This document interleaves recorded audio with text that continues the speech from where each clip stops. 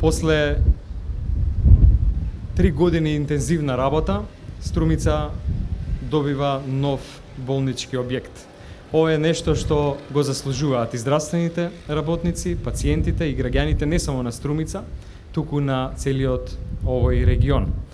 Во оваа модерна болница, изградена со најмодерни материјали, со распоред според најразвиените светски болници, пријатно ќе се чувствуваат и ќе може квалитетна здравствена услуга да даваат здравствените работници, но и врвна медицинска услуга пациентите, на кои што им е тоа потребно, за многу кратко време и се на едно место.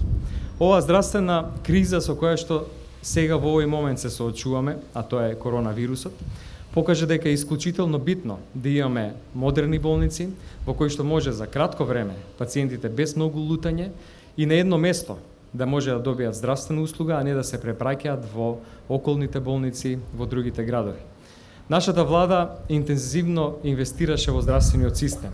Не само во овие незавршени болници, ова во Струмица, например, повеќе од 30 години, туку пред се во луѓето, во платите, понатаму во приемот на нови лекари и медицински сестри, како и во младите лекари. Се зголемија платите на лекарите и тие се изнесуваат помеѓу 80 и 160 илјади денари. Се примија на работа огромен број на лекари и медицински сестри. Издадовме над 5000 согласности за вработување за само 2 години. Сите млади лекари добија шанса да работат тука во здравствените установи во нашата земја, да имаат платен стаж, да не се дискриминирани за прием по ниту една основа.